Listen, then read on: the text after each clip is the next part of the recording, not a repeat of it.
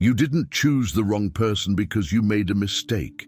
You chose with all the care in the world, with the same precision you use for everything in life. You evaluated, observed, weighed, and even so, something didn't quite click, and you know it. You always knew. Here's what nobody told you about Virgo and love. The problem was never the analysis, it was what the analysis learned to ignore.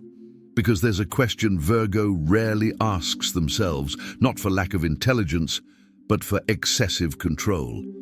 A simple question, almost uncomfortable to formulate. Does this love make me feel alive? Not, this relationship works. Not, this person is a good choice on paper. Alive, present, whole. In this video, you'll hear 5 signs, but they're not about your partner. They're about you, about what you've chosen not to see, about what you've been gradually leaving behind. And if any of them produce that specific discomfort that won't go away, even when you try to rationalize it, pay attention, because Virgo only feels that discomfort when something truthful has been said. There's something nobody talks about regarding Virgo and love. Not astrologers, not books, not videos. And perhaps that's exactly what you need to hear most today. You analyze everything. You perceive everything. You are able to see in seconds what others take years to understand. But there is a very specific kind of blindness that Virgo carries, and it doesn't reside where you imagine. It resides exactly where you trust most, in your own judgment. Because Virgos don't choose the wrong person out of distraction. They don't choose out of naivete, haste, or lack of discernment. Virgos choose the wrong person with all their intelligence working at full steam.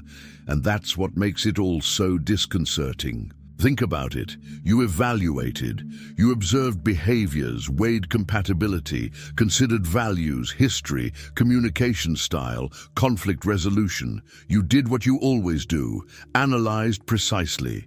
And yet, in some silent moment that you perhaps can't exactly name, a question began to grow beneath everything. Not aloud, almost like a whisper you'd rather not hear. The question was simple, disturbingly simple. And it was this: does this love make me feel alive? Not this relationship works, not this person is good for me on paper, not we don't have serious problems. The most fundamental question, the hardest to answer with a spreadsheet, the most impossible to quantify. Do I feel alive here? And Virgo's problem isn't that she ignored that question. The problem is that she never even got around to asking it. Because Virgo learned too early on that love isn't a feeling, it's a rational decision. An equation that, if solved correctly, produces stability, produces security, produces that feeling that the variables are under control. But there's something this equation can't capture. There's something that even the most precise Virgo analysis can't measure, and it's precisely this something that will determine whether you're with the right person or whether you're methodically building a beautiful but empty life alongside someone who was never enough. The 5 signs you're about to hear aren't about your partner. They're about you, about what you've chosen not to see, about what you've learned to tolerate, about what you've gradually left behind. And if, upon hearing any of them, you feel that specific discomfort, the kind of discomfort you recognize, that stays in your chest, that doesn't go away even when you try to rationalize it, pay attention. Because Virgo only feels this discomfort when something truthful has been said. Let's start with the sign that no one expects to be the first. It's not betrayal. It's not incompatibility of values. It's something much more subtle, much more invisible, and therefore much more dangerous for Virgo. The first sign is this: you correct more than you love. Think about it. There's a moment in every relationship that isn't really working when Virgo starts managing their partner. Not aggressively, not consciously most of the time. They begin to suggest small improvements, to point out things that could be done differently, to reorganize behaviors, to adjust ways of communicating, to optimize the couple's dynamic, as if it were a project that needs constant refinement. And she does it with genuine care. Virgo doesn't do it out of cruelty. She does it because it's who she is. Because for Virgo, caring and correcting are often the same thing. But there's a fundamental difference between correcting out of love and correcting because love alone isn't enough. It was while searching for answers to this that I found this digital book, The Divine Path, that guides your zodiac sign to a life of purpose. It's not a self-help guide in the common sense. It's a key to understanding what happens when the Virgo mind, that powerful, capable, perfection-oriented mind, begins to work against its own heart. How the same instinct that makes it excellent in everything it does can, in love, create invisible patterns that keep it trapped in something that will never be enough. The book addresses this with a depth that goes beyond any superficial compatibility analysis. It's about developing the clarity that comes from within, not from lists, not from criteria, but from a real understanding of who you are and what you came to seek in this life. You're in that moment right now, with that feeling that something has been touched, that a question has been raised, that you're not sure you want to answer completely. That's exactly where this content makes sense, not when everything is all right. Now, while the recognition is still active, the link is in the first pinned comment, but be aware, this content may be taken down. Click now and download your copy. And tell me in the comments, what's the sign you're most afraid to recognize in your own relationship? Not in the other person's behavior, in yourself. Write it below. An architect who loves a building restores it carefully. An architect who knows deep down that the structure is compromised but doesn't want to face it. That architect keeps adding supports, keeps reinforcing pillars, keeps correcting finishing details while the foundation creaks underneath, and the building remains standing, and he keeps working, and no one on the outside notices that the problem isn't in the details. It's in the foundation. If you find yourself constantly trying to improve your partner, mold them, make them more of what you need them to be, stop, not to blame yourself, but to honestly ask yourself, are you nurturing a love that's worthwhile? Or are you supporting a structure that, without your constant effort, would simply collapse? The second sign is even harder to see because it looks like virtue. It looks like health. It looks like you've finally chosen a mature relationship. The second sign is a peace that feels right, but isn't. Virgo has a very particular relationship with the absence of conflict. For her, a peaceful relationship is, almost by definition, a relationship that is working, because Virgo knows internal chaos very well. The 1,000 variables she processes at the same time, the self-criticism that never rests. And when she finds someone who doesn't add more turbulence to all of that, she feels something she interprets as love, but which sometimes is just relief. There is a difference between a lake that is calm because the water is deep and crystal clear, and a lake that is calm because it is too shallow for the wind to move it. From the outside, they both look the same. Inside, one has life. The other doesn't have enough depth to harbor it. If your relationship is peaceful because you both grew up together, because you learned to navigate your differences, because you built a common language that goes beyond silence, that's a peace that's worth everything. But if your relationship is peaceful because you stopped bringing up what you really feel, because you learned that certain issues aren't worth discussing, because the other person simply doesn't have enough depth to go where you go, that's not peace. That's loneliness with company. Virgos, of all people, deserve more than solitude with company. The third sign begins almost imperceptibly. It's so gradual that you probably can't pinpoint exactly when it happened. But at some point, you stopped being seen, not all at once, not in one dramatic episode. Gradually, you stopped sharing your deepest analyses because you realized the other person wasn't truly interested in them. You stopped talking about your truest fears because you learned they wouldn't be received with the seriousness they deserved. You kept your highest expectations, your most precise dreams, your most detailed visions of who you want to be, because you felt, without anyone saying it aloud, that it was all too much. Virgo has a very specific way of dealing with this. She doesn't complain.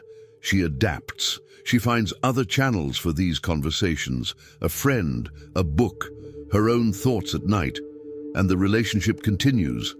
Functional, polite, but with an essential part of who she is permanently kept in a drawer.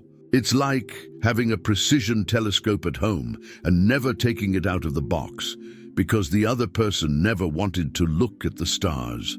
The telescope still exists, all the capability is still there, but neither person is seeing anything. When was the last time you said something genuine, something that comes from within, not from the couple's protocol, and felt completely heard, not tolerated, not answered out of obligation?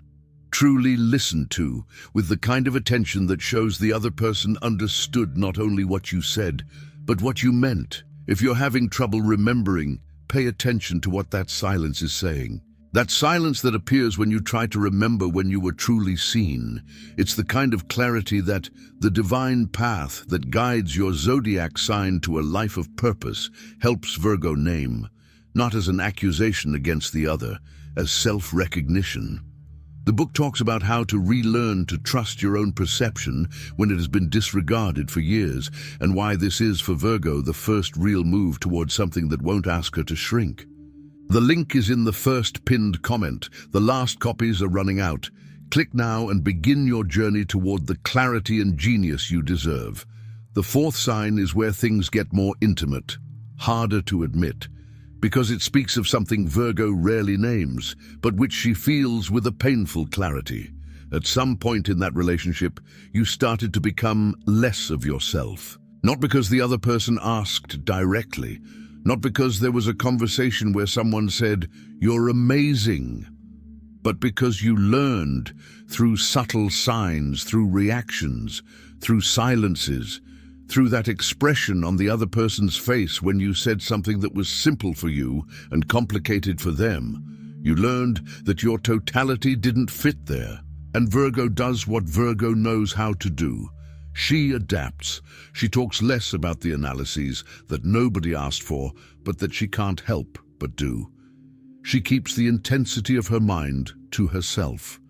She softens the demands that are basic for her, but seem excessive to the other person.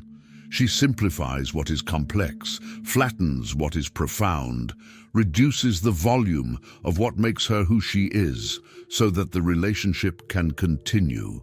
Imagine a concert score. Those compositions with dozens of voices, counter-melodies, calculated silences, moments of explosion, and moments of extreme stillness. Now imagine someone simplifying that score so that anyone can play it, removing the difficult passages, eliminating the nuances, reducing everything to the bare essentials.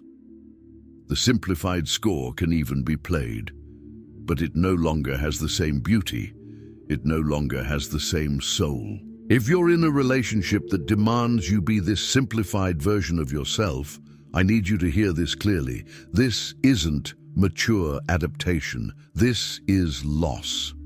And gradual loss is even more dangerous than sudden loss, because you get used to the diminished version of yourself and start to think it's the real version.